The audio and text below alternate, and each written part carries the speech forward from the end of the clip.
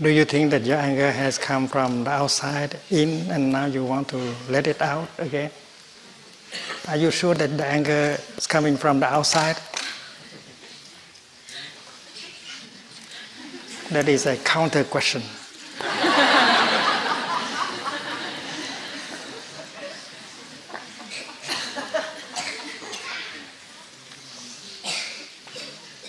In Plum Village, we learn how to deal with our anger, how to take care of our anger.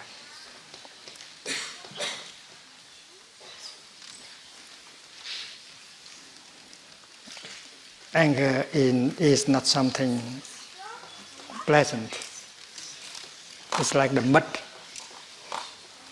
But without the mud, you cannot grow lotus flowers. So the mud is useful somehow. So your anger is useful somehow. So maybe you should not get it out. You should not throw it away. If you know how to make good use of your anger, you can grow the lotus of peace, of joy, of forgiveness. And this is a very deep teaching in Plum Village. We have been learning about this. Anger comes up not from the outside, but from the inside. Because we do not understand, and that is why we cannot love. And if we look deeply, we listen deeply, we'll be able to understand. And when we understand, there is love. And when there is love, anger just transforms itself. You don't have to take anger and throw it away. In fact, anger is something that you can use, and if you hold that anger in understanding, in compassion, then anger becomes something like love, like compassion. I will give you an example. The other fellow this morning said something unkind to you. He did something, or he said something unkind to you, and you suffer, and anger is coming up. And usually, if you are not a good practitioner, you want to give that boy or that girl a punch, punish him or her. And that is anger in us. And that anger is a kind of mud. It could smear everything. So we need to be aware that that mud of anger we have to handle, and do not let the mud to smear us and smear the other person.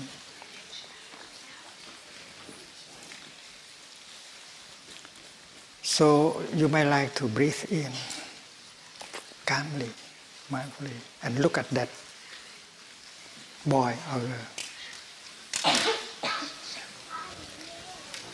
And what do you see in him or in her? You see there is a violence in him, there is anger, suffering in him or in her.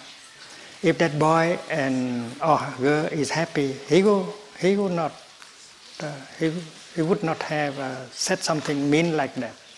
He wouldn't have done something violent like that.